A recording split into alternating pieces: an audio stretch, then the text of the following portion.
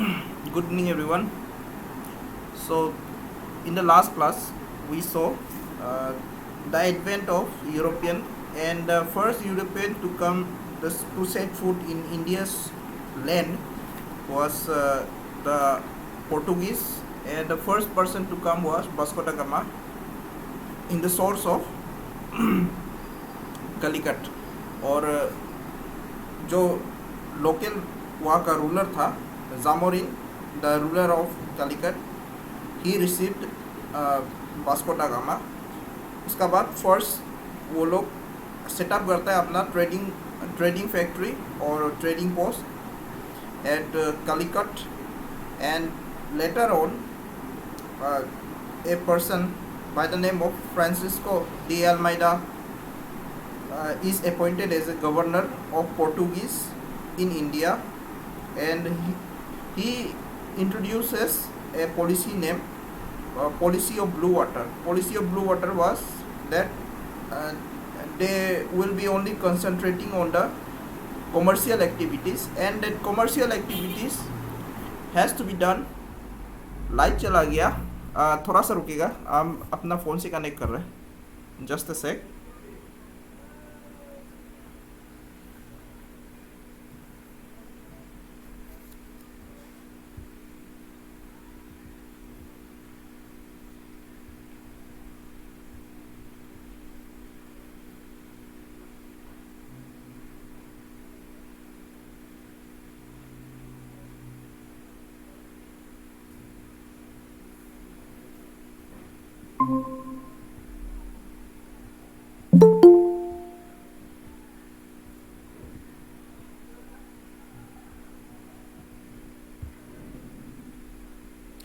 Okay. So in the last class तो हम लोगों ने देख लिया था advent of European, and we saw Portuguese first to who came in the land of India in the source of Calicut, and first was Vasco da Gama followed by a person. उसका बाद कोई आया होगा, but the important person to be remembered is Francisco de Almeida, who was the first governor of for the Portuguese residing in India, and he was the policy introduced by him was the policy of blue water. Policy of blue water is nothing but the policy which has to be done in the waters or the sea routes. It means that they won't be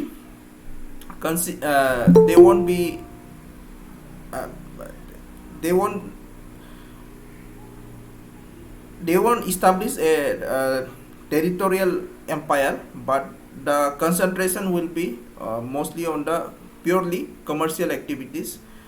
And after him there is a person named Alfonso de Albuquerque, और अल्बकर्की ये capture करता है गोवा को, और from the ruler of Bijapur जो empire था, बीजापुर ये सब अहमदनगर बीजापुर ये सब कहाँ से आया था, ये कौन सा एम्पायर ब्रेक डाउन होने के बाद आया था? That was the empire of Vijayanagar. तो ये सब होने के बाद हम लोगों ने देखा था वह छोटा मोटा 5 एम्पायर और कुछ एम्पायर बन गया था वहाँ पे. जस्ट एक्सक्यूज मी, आप लोग का कोई कॉल कर रहा है.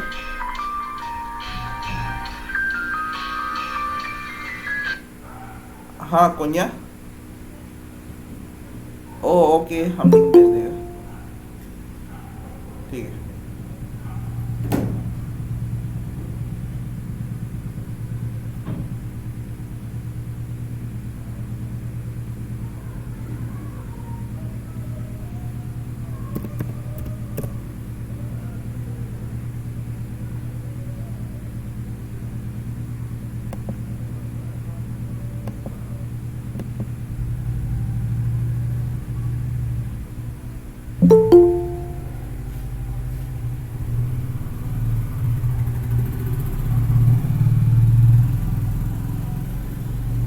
Okay. And Albuquerque, Alfonso Albuquerque ये बीजापुर से गोवा को ले लेता है. And then the next person, important person is Nino da Cunha. Nino da Cunha ये जो गोवा है, it is made as an headquarter. और वो जो गुजरात का जो एम्पायर होता है, दैट इज बहादुर शाह, वो अपना कुछ कुछ एरियाज दे देता है उसको, like Diu and Bassein. Because जो बहादुर शाह है और जो छोटा मोटा एम्पायर होता है, वो ऑब्वियसली कुछ अपना पावर कंसोलिडेट करके वो जो बिगर पावर है उसको लड़ने का कोशिश करता है. तो it has been the scenario in the whole India from the ancient time. तो जो भी छोटा मोटा एम्पायर होगा वो किसी पावर के साथ मिलके एक बड़ा बड़ा एम्पायर को गिराने का कोशिश करेगा. तो ये चलते आ रहा था पहले से. And after that we saw the siege of Hooghly.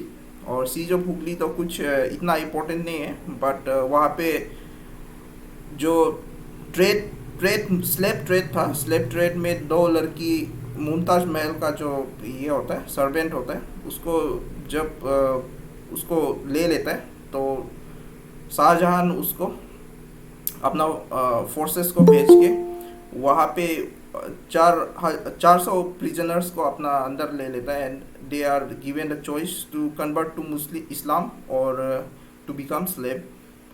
और this whole incident is called the siege of Hooghly. And then next in line is Dutch.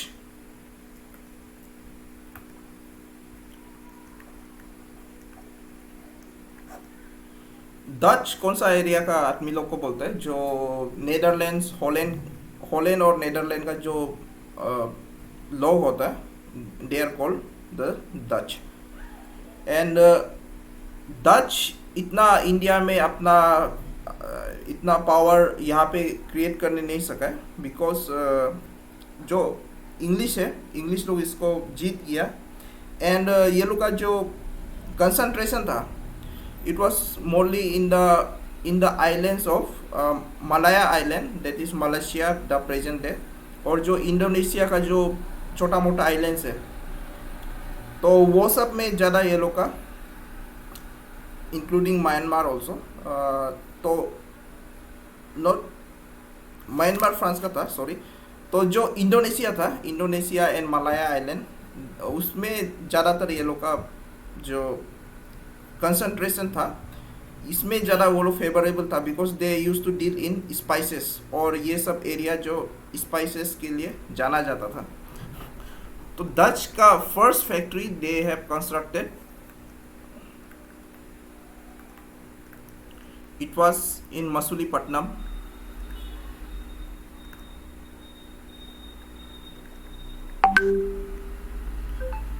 And after that दूसरा जगह पे भी वो लोगों ने फैक्ट्री इस्टेब्लिश किया.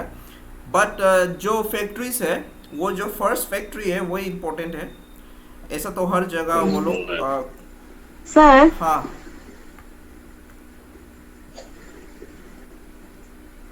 Yes,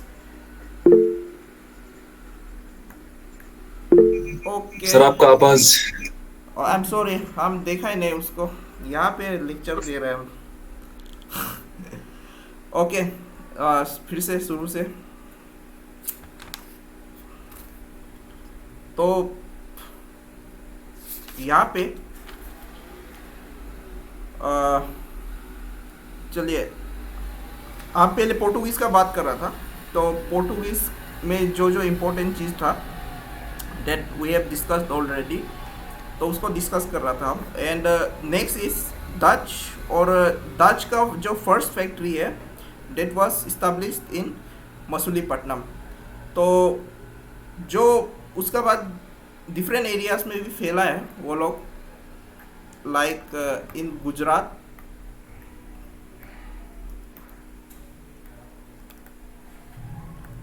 UP, Bengal and Bihar. But जो फर्स्ट फैक्ट्री है यही इम्पोर्टेंट रहता है, क्योंकि ऐसा तो बहुत सारा फैक्ट्री डिफरेंट एरिया में फैला होता है. तो यहाँ पे ये बात भी आप लोग इसको इससे ये समझ सकता है कि जो इंडियन रूलर्स था, ये ट्रेड ट्रेड और लर्निंग्स के लिए पहले वेलकमिंग था। ये लोग कभी भी जो भी ट्रेड के लिए आता था, India was open and welcome by, they always welcome who came for trade. इससे ये देखा जा सकता है। और ये लोग जब राइज कर रहा था, तो ये लोग का राइवलरी, जो मेन राइवलरी था, that was from the English, और you can say Anglo. Anglo is for English, Dutch rivalry. And जो एंग्लो डच राइवलरी है, इसमें शुरू में तो सिर्फ कॉमर्शियल एरिया में ही था, बट लेटली वो बाद में क्या हो गया, एक थोड़ा मोड़ा वो लोग में कुछ ब्लडी वॉरफेयर भी हो गया। ठीक है, there was warfare also, but not in the large scale, small scale में वॉरफेयर हुआ है। Like incident in Indonesia. Indonesia का एक अम्बोया एरिया है, यहाँ पे जो डच है, Dutch they killed 10 Englishman and 9 Japanese.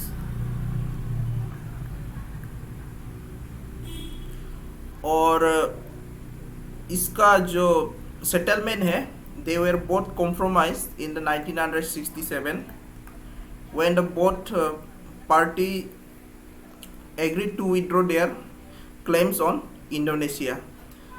तो इंडोनेशिया का जो एरिया है, वहाँ पे ये बोला गया है कि जो भी ट्रेड होगा आपस में करेगा, British as well as Dutch. तो ये 1967 में they came up with this agreement। And फिर से बे ऑफ बंगाल में डच फोर्सेस 3 शिप्स को कैप्चर कर लेता है। These are all small incidents और इतना इम्पोर्टेंट नहीं है, but the important incident here is in 1759। इसको याद रखना है, कौन सा बैटल कौन सा ये का साथ जस्ट जुड़ा हुआ है। ठीक है, डेट को आप याद नहीं रखने से भी हो जाएगा इसका, but the battle of Bedara, it could be said that battle of Bedara or Hugli or Chinsurah, ये तीनों नाम से इसको जाना जाता है। तो इसको याद रखना है। क्वेश्चन ऐसा आ सकता है कि which battle is related to which rivalry, ऐसा आ सकता है लाइक दैट। मतलब उसका सिमिलरली कुछ भी आ सकता है, इसका रिलेटेड ये कौन सा जगह से रिलेट करता है, ऐसा टाइप का आ सकता है। तो ये चीज़ याद रखना है। द बैटल ऑफ बडेरा ये रिलेटेड है इंग्लिश वर्सेस डच का। It is related to English versus Dutch. And यहाँ पे English are victorious and Dutch are defeated.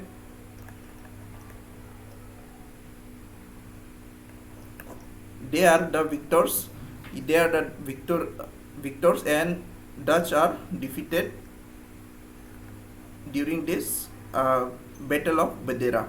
तो बैटल ऑफ बदेरा को हम लोग बाद में थोड़ा सा, यहाँ पे और एक एंगल भी है। यहाँ पे जो बंगाल का नवाब होता है, बंगाल का नवाब इस लोग को, डच लोग को सपोर्ट करता है, because English were rising in the power. तो वो हम लोग बंगाल में जब आएगा तब थोड़ा सा ये एक पोर्शन है, जस्ट इतना इम्पोर्टेंट एस्पेक्ट नहीं है ये। तो उसका बाद ये डिसाइड हुआ कि जो डच है they will abandon India and they will concentrate their activities in the Indonesia. Indonesia का जो आइलैंड है वहीं पे वो लोग अपना जो ट्रेड है उसको कंसंट्रेट करेगा. तो ये लोग मेनली जो स्पाइसेस है, स्पाइसेस का ट्रेड करता था. स्पाइसेस मेन था एंड उसका अलावा भी दूसरा आइटम्स लाइक कॉटन हो गया एंड कॉटन टोबैको जो भी है. तो ये इंडोनेशिया में कंसंट्रेट हो गया उसका बाद से, और ये लोग इंडिया को छोड़ दिया after this battle of Badera. तो ये था डच का थोड़ा सा period. And now let's see the English.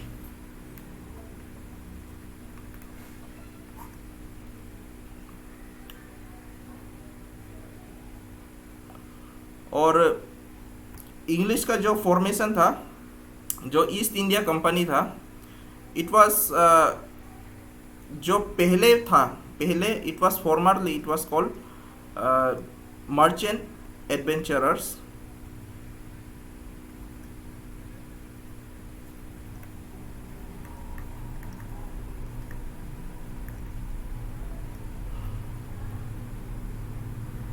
Merchant adventurers and later it was formed into East India Company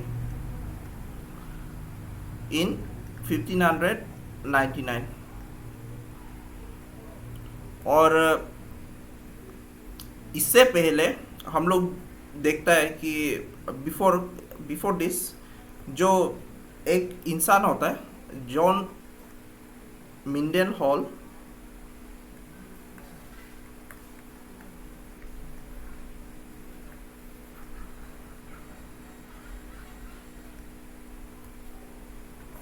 ये जो लैंड रूट ढूंढता है फॉर ट्रेड.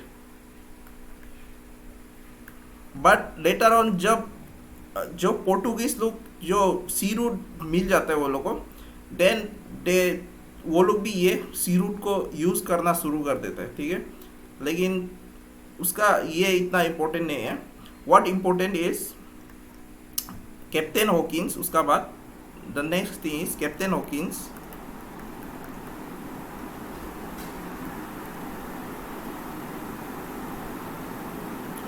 कैप्टन हॉकिंस किसका कोर्ट में जाता है, इसको आप याद रखिए.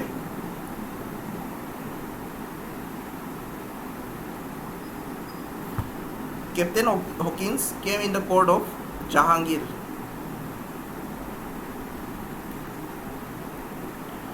एंड जहांगीर का कोर्ट में इसलिए आता है for a permission to seek permission to establish the factory in Surat.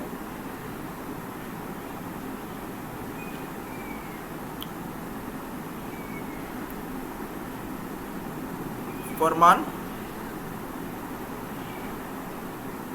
to establish factory at Surat. जो फरमान होता है, फरमान वाज द ऑफिशियल डॉक्यूमेंट्स. ठीक है, of that time Farman was the official documents. जो भी आएगा ऑर्डर जो बोलता है, ऑर्डर आज में जो ऑर्डर होता है डेट वाज फरमान एट दैट टाइम. तो ये फरमान मांगने आता है for the establishment of factory at Surat. And Surat में ही फर्स्ट फैक्ट्री कंस्ट्रक्ट करता है ये the English.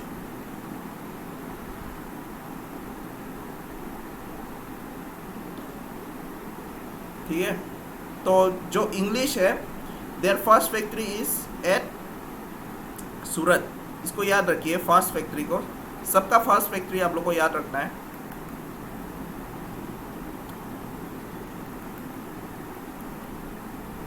And same Jahangir का कोर्ट में ही फिर से आएगा Thomas Roe.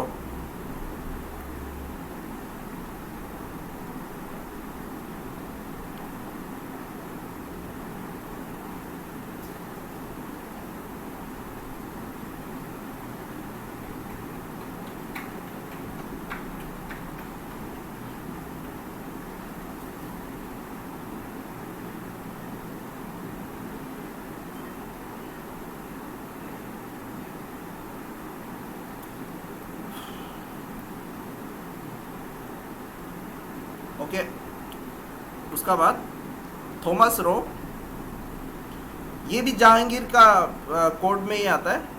And first Captain Hawkins, then Thomas Roe. And ये भी फिर से जो परमिशन मांगने आता है for establishment of more factories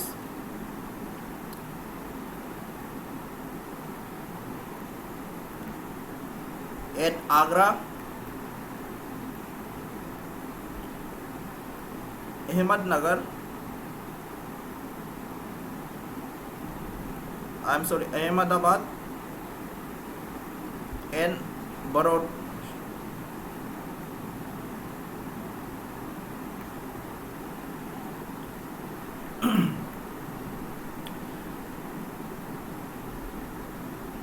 then जो बॉम्बे है इन दिस टाइम, जो बॉम्बे है, बॉम्बे एक्चुअली एक वेडिंग होता है।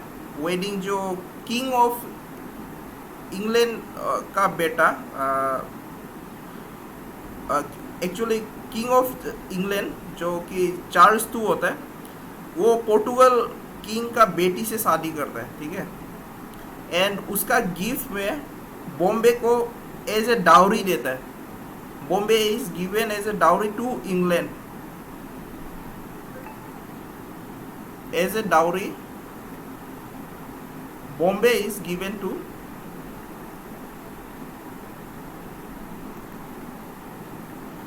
England.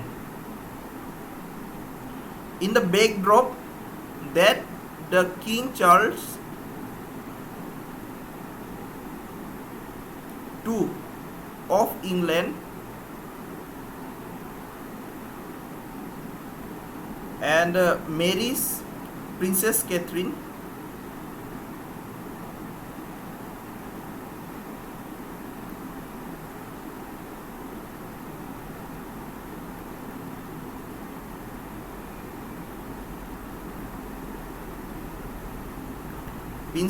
Princess Catherine. And this Princess Catherine is from she is the Princess of Portugal.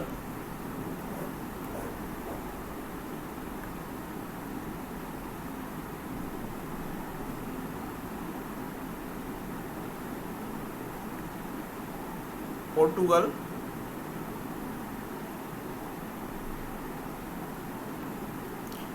और जो पोर्टुगल का किंग है, किंग ये जो डाउरी देता है बॉम्बे को टू द इंग्लैंड, और Bombay is taken by East India Company, ठीक है। And Bombay is given to East India Company. IEC मतलब ईस्ट इंडिया कंपनी, ठीक है। एंड जो सूरत में था पहले, that headquarter is shifted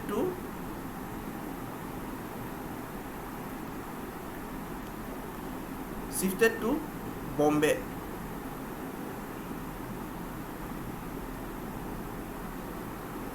and likewise ये लोग फिर से अपना जो फैक्ट्रीज है, फैक्ट्रीज को बढ़ाना शुरू कर देता है in the other parts also, like in Golconda, Madras and Balasore,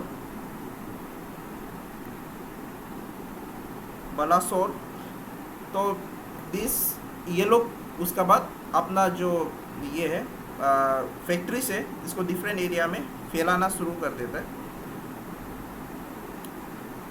तो जो फोर्ट है, ये लोग फोर्ट का भी इस्टेब्लिश किया है डिफरेंट एरियाज में, उसका बारे में भी कभी आ भी सकता है शायद। तो जो बॉम्बे में जो फोर्ट बनाया है, द फोर्ट इन बॉम्बे,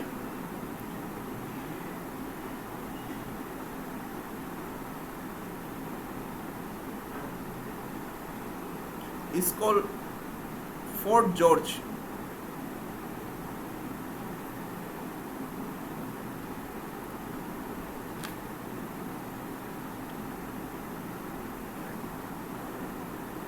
ये सिर्फ हम फोर्ट का नाम बता रहा है, ठीक है। ये डेट वेट अभी यहाँ पे कुछ नहीं है, एंड डेट इज वो शायद इतना इम्पोर्टेंट भी नहीं है। एंड कोलकाता में बना है, कलकत्ता जो फोर्ट बना है, ठीक है, फोर्ट विलियम। एंड जो मद्रास में बना है, it is Fort Saint George.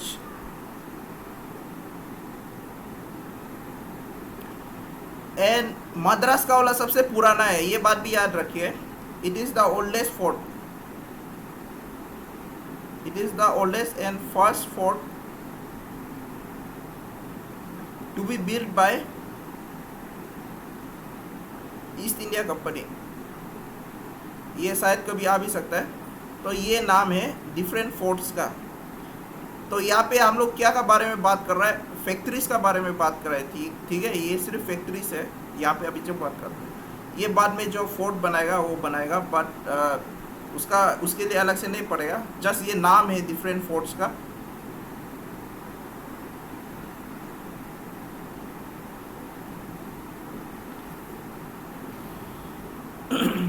तो ये अभी क्या कर रहा है, ब्रिटिश यहाँ पे धीरे धीरे अपना ट्रेड को एक्सपांड कर रहा है।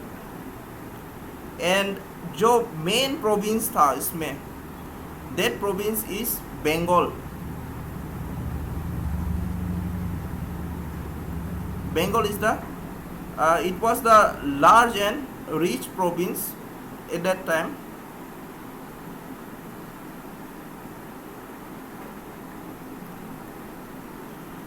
और जो बंगाल था ये बहुत रिच था उस समय में, और इसका बहुत सारा रीजन्स भी था, क्योंकि ये सी का पास था।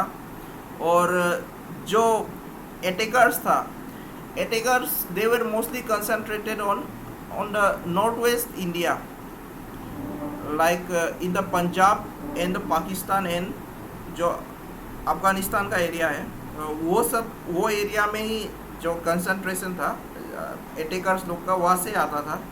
और उसका रास्ता में जो भी एरियाज होगा उसको वहाँ पे अटैक करेगा, उसको कैप्चर करेगा।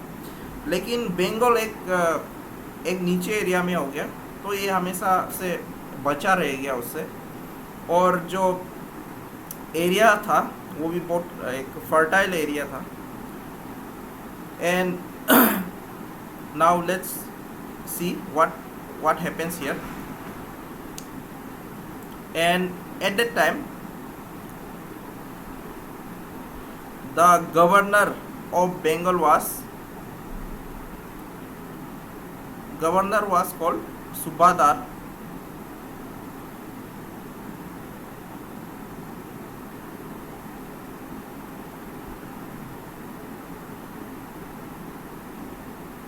Was Shah Shuja.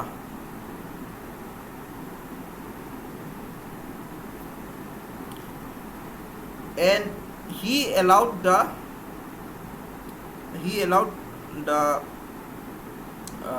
Britishers to trade in Bengal for the payment of 3,000 rupees. He allowed to trade in Bengal for 3,000 rupees. And ये समय में बंगाल में भी फैक्ट्रीज बनाता है।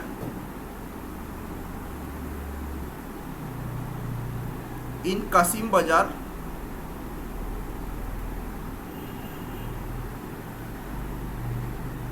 Patna was also a part of Bengal that time, and Rajmahal.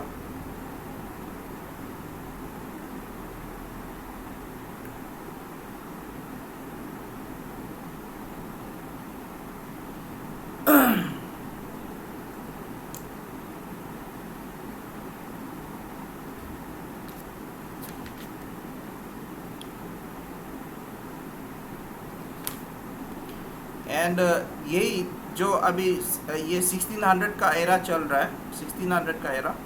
And eight that time यहाँ पे जो बंगाल में जो वहाँ का जो मुगल्स का जो गवर्नर का अंदर में जो भी फोर्सेस होगा, तो ये कस्टम जो कस्टम ऑफिसर्स होते हैं लोकल चेक पोस्ट में, तो ये लोग इस लोग का बिजनेस में बहुत बाधा डालता था, बहुत तकलीफ देता था टू द फॉरेनर्स, ठीक है, the custom officers.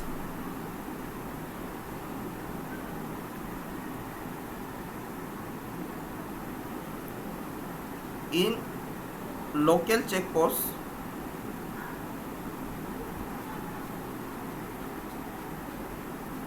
this is local check post, they used to obstruct the company's business. Company means the East India Company.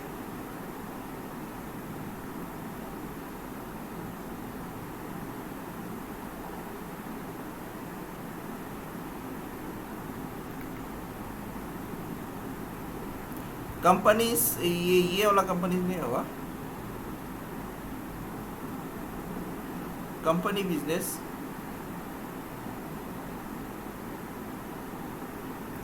And उसको लेते हुए यहाँ पे जो विलियम हेग है, William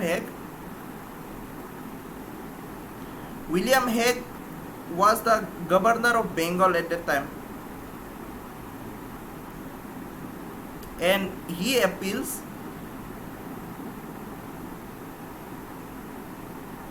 Siesta Khan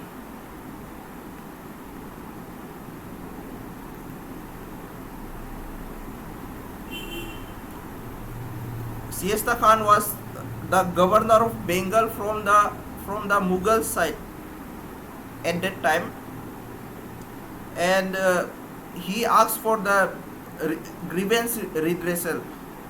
So appeals to Siesta Khan for grievance redressal means वो लोग का जो चेक पोस्ट में वो लोग का जो तकलीफ हो रहा है, that has to be seen by them. He appeals to him that the hostility they are making उसको हटाना चाहिए। एंड यहाँ पे इसको लेते हुए यहाँ पे दोनों का बीच में कुछ टेंशन हो जाता है, ठीक है, दोनों का बीच में कुछ टेंशन हो जाता है एंड हॉस्टिलिटी हो जाता है। Hostility is created among British and Mughal.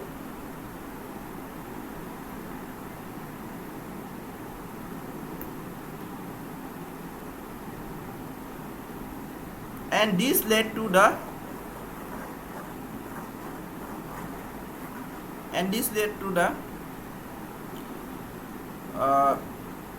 in 1686 the Mughals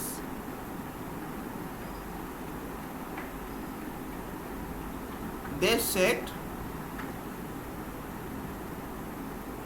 the Hooghly where English were living, ठीक है। तो हुगली कहाँ पे है? बंगाल का एक नदी है, अभी भी है हुगली। तो यहाँ पे जो ब्रिटिशर्स रह रहा था उस समय में, वो लोग को पूरा भगाना शुरू हो गया इसको लेते हुए। And the English were force to leave from here, the English were force to leave this Hooghly area. Then comes Job Charnock,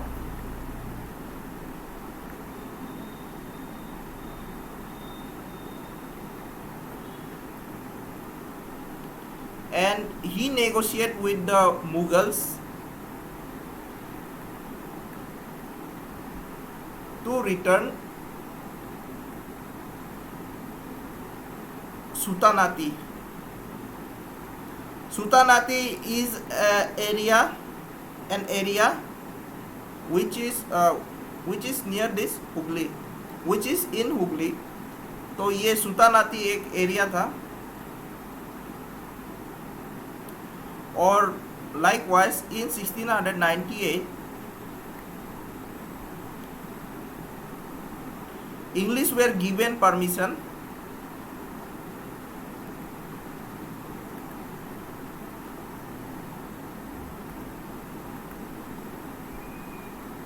to buy zamindari of 3 villages. Those villages were Sultanati, Gobindpur,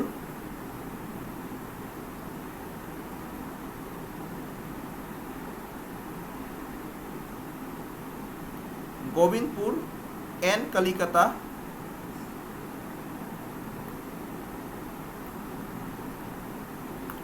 और ये सुल्तानाती, गोविंदपुर और कलिकता यही बाद में फैलते फैलते it came to be Kolkata और कलकत्ता.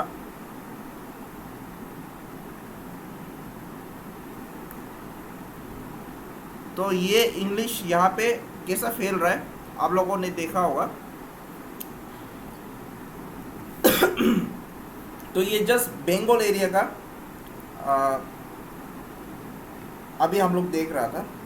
तो उसका बाद से फिर से हम लोग बंगाल का डीप में भी देखेगा, वेयर डिफरेंट जो मुगल्स का, नॉट मुगल्स लेकिन जो नवाब हो गया था, नवाब ऑफ बंगाल्स, वो लोग का साथ जो फाइटिंग होगा, जो टकराव होगा, उसको भी हम लोग देखेंगे.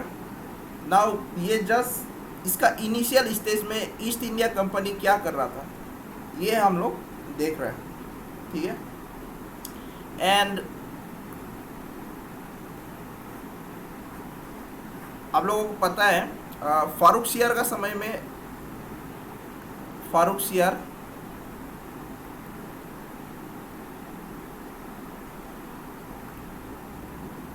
सियार was a letter Mughal.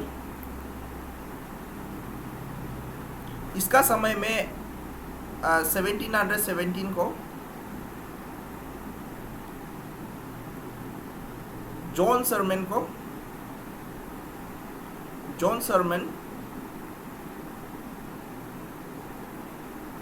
is given a royal फरमान.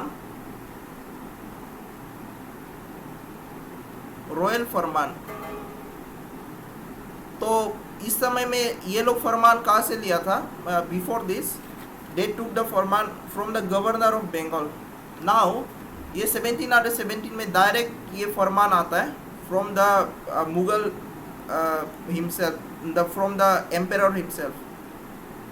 और जो 1717 का जो रॉयल फरमान है which led to the permission for वो उस समय में क्या था, जो फीस था वो लोग को माफ़ कर देता था. तो अलग से टैक्स देना नहीं पड़ता था, जो वो लोग को देना पड़ता था. वो लोग एक tax direct as a whole दे देगा, बट जो अलग टैक्स होगा वो उसमें नहीं जोड़ा जाएगा. तो वहाँ पे बहुत सारा कंसेशन दिया हुआ था फ्रॉम दिस रॉयल फरमान. और ये अभी टैक्स जो यहाँ का गवर्नर है वो लोग को नहीं मिलेगा. डायरेक्ट जो इसका डील कहाँ से हो रहा है, डायरेक्ट सेंटर में, that is the Mughals. And this royal फरमान is also called as the Magna Carta of British rule.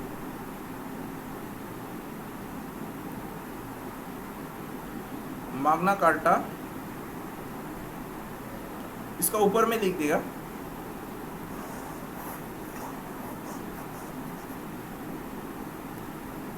It is also called as the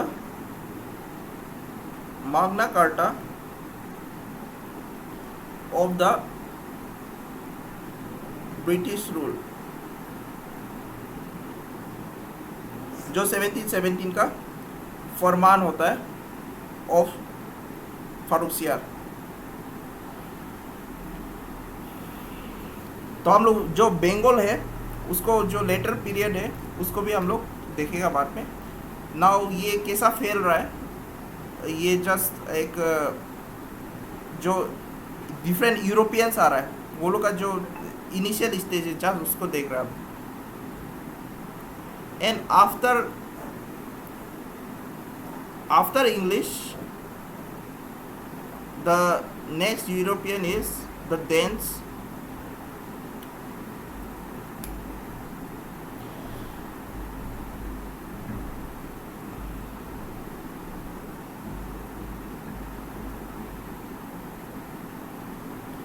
the Danes,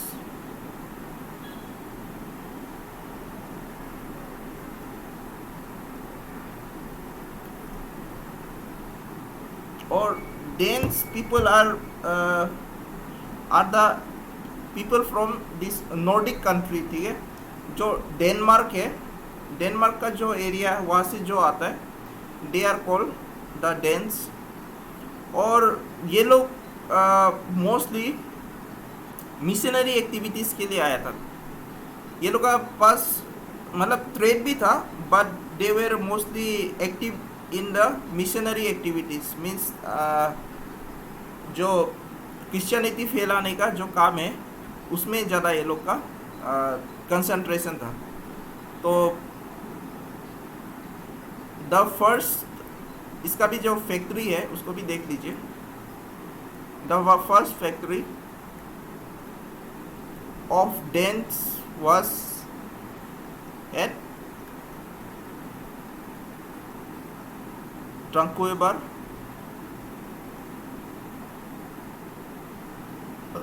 और ट्रावंकोर साइड, ट्रावंकोर को ट्रैंक्वेबर बोला था। And they mostly settled in the, their principal settlement was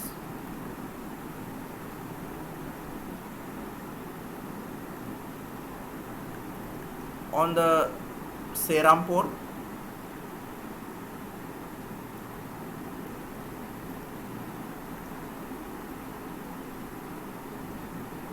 Serampore near Calcutta।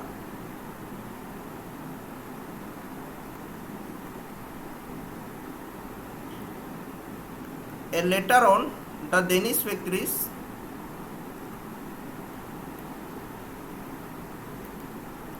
were sold to the British, and they were mostly concentrated, or their main activity was missionary activities. Then they are mainly known for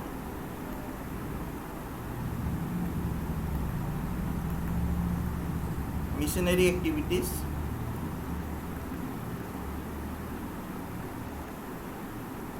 then for commerce।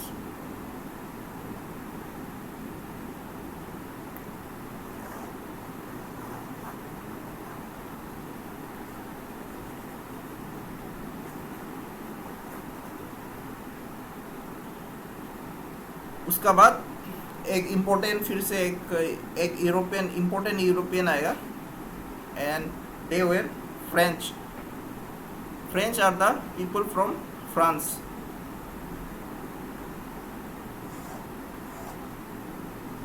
इसको मिटा रहा है।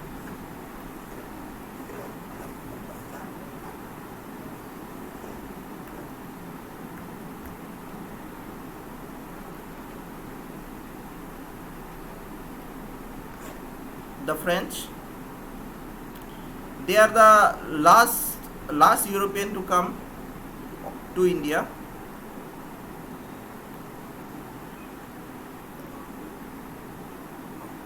तो आप लोगों ने जो पौंडीचेरी गया होगा तो ये लोग का जो सेटलमेंट्स है वो सब देखा होगा। तो ये लोग जो पौंडीचेरी एरिया है वहाँ पे मोस्टली कंसंट्रेटेड था पहले, and they are last European to come to India. तो जो किंग था इस समय में, king of France, his name was Louis the 14th. In French this is not pronounced as Louis, okay, इसको लुई बोलते हैं, लुई द 14। एंड उसका जो मिनिस्टर था, his name was Colbert, and this Colbert, he laid the foundation of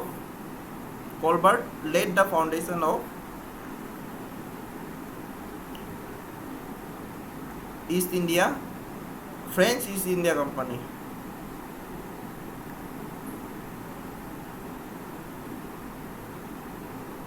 French East India Company in the year 1664। तो ये dates इतना मायने नहीं रखता है, जो डेट्स हम याद रखना है बोलेगा उसको याद रखना है। जो भी मॉडर्न हम लोग जो कांग्रेस का एरा जब से शुरू हो जाएगा तो उसका बाद से आपको मोस्टली डेट्स याद रखना है, प्लस जो बैटल्स है, इम्पोर्टेंट बैटल्स, उसका डेट्स याद रखना है।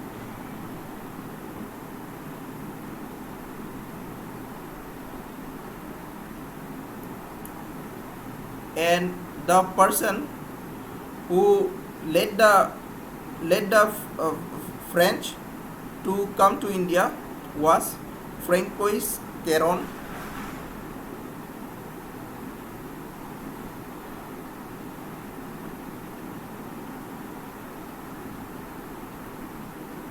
And in 1667 he led the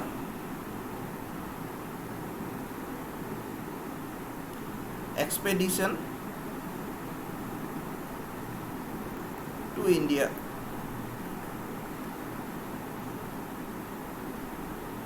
And their first factory was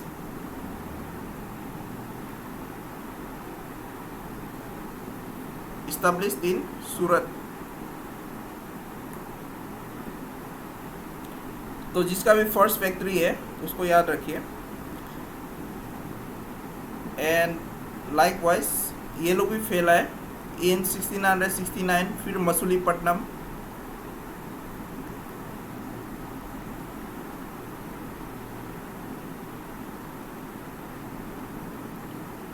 and later on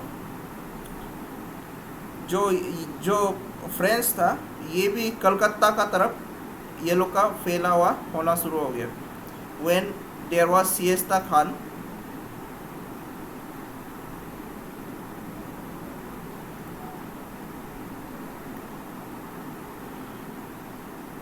he gave the permission। Shaista Khan was in the period of Aurangzeb, okay, Aurangzeb का समय में था ये। एंड फिर से लाइट चला गया। Anyways, Shaista Khan gave the permission to establish a French town in Chandannagar. Chandannagar भी कलकत्ता में है। Establish a township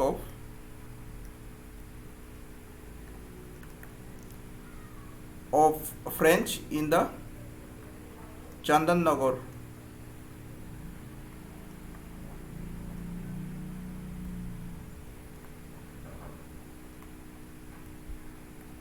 It is near Kolkata।